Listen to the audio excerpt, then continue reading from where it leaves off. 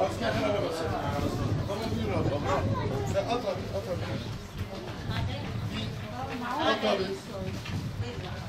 Kaç tane? 25 tane. Al.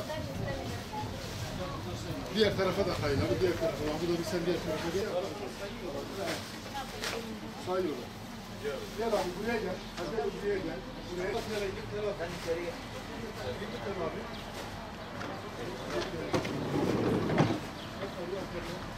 Say.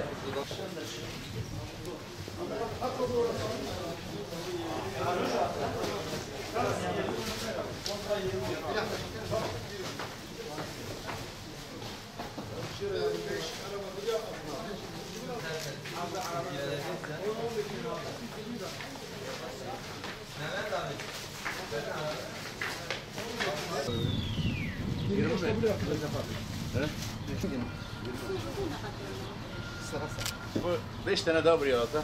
Kaç oldu? 20 abi. Hadi buraya getir. 24 etti. Bir tane Mahmut abi. Bir tane Mahmut abi buraya bırak. Bir tane buraya bırak. Bir tane. Tamam. Abi 25 etti başkan. Tamam. 25.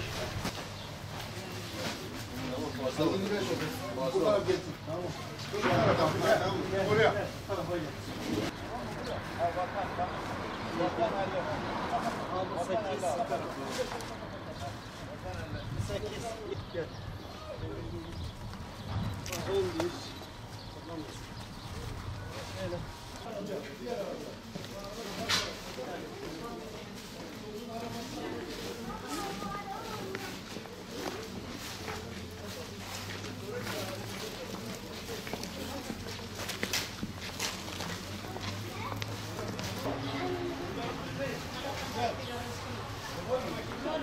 Kaç tane gelecek?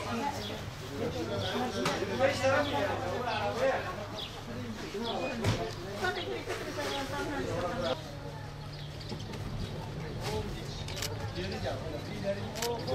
Gözünü seveyim sen onları.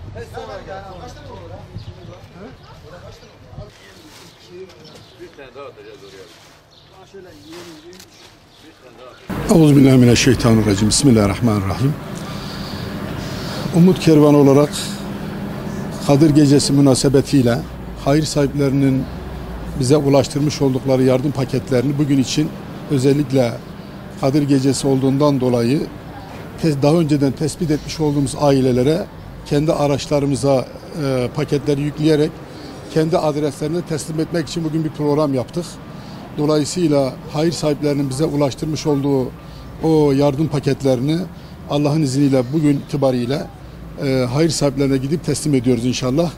Böyle Ramazan öncesi bir hazırlık yapmıştık. Aşağı yukarı Ramazan'dan önce Ramazan'ın girişinde bir 300 aileye bir yardımımız dokunmuştu. Şu anda da yine bir 300 aileye paket hazırlığımızı yaptık. Araçlarımızla beraber inşallah gidip bu hem Cuma'nın bereketi hem Kadir Gecesi'nin bereketi olması hesabıyla ihtiyaç sahiplerini birebir kendi kapılarına götürerek inşallah bu paketlerimizi teslim ediyoruz.